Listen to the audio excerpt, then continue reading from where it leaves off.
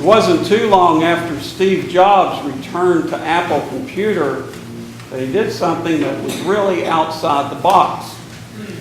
It was his very first advertising campaign that he approved of. You remember it? Didn't have a picture of a single Apple product. Instead, it had a picture of great thinkers like Einstein, people that had moved the world, like I think Nelson Mandela might have been on one, Martin Luther King on another, with these two words underneath. You remember what they were? Think different. Think different. What in the world was that about? Well, I guess we found out, didn't we? Steve Jobs led that company and caused a lot of us to think differently about a lot of things. But when Steve Jobs went back to Cupertino, to the Apple headquarters there, he would do something that evidently got under the skin of one of his employees. He would always park in the handicap spot right in front of the office building, the closest one to the door. And one day Jobs comes out and he sees a piece of paper on his car. And he pulls it off and looks at it, and it's got two words: park different.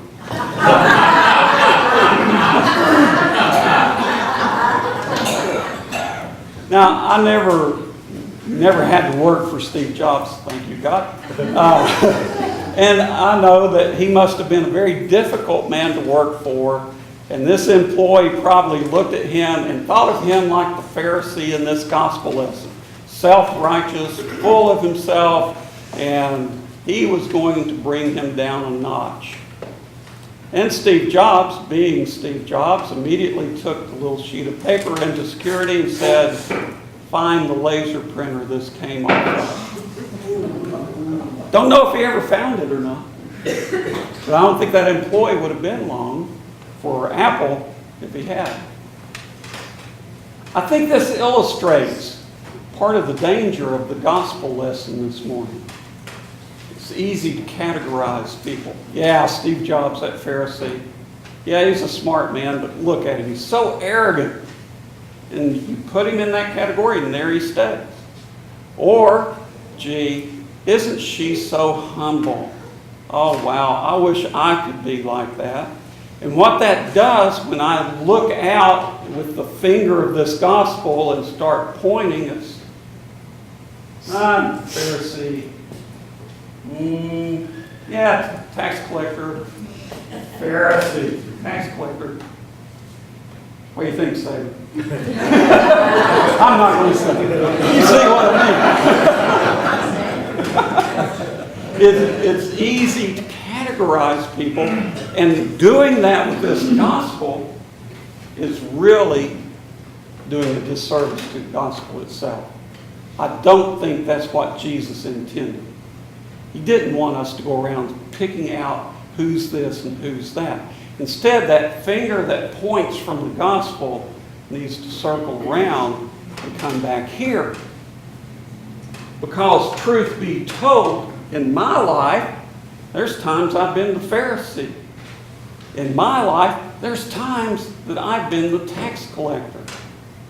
And if I'm going to grow into a whole person, and spiritually whole, then it's important for me to accept both of those things. And when I become the Pharisee, that's a very important time. Not to go, oh God, I'm such a sinner after I realize it, have mercy on me. Yeah, God, have mercy on me. Help me understand. How did I get to that place? What compulsion, what pattern drew me in and led me off the path? And then the other thing about the tax collector guy, it's real easy to go, oh, I'm such a sinner. Oh, I'm such a sinner, until I start developing pride in this great catalog of sin that I've got. I'll share it with you sometime. It's easy to do that. This gospel, I think, encourages me to say I have both of those things. And if I bring them together, and if I accept them, I'll have a fuller understanding of who I am. And I'll drop the, you're not a Pharisee, you're not a tax collector, you're not a Pharisee, tax collector, whatever. Instead, you're a human being, and you struggle with your own Pharisee and tax collector.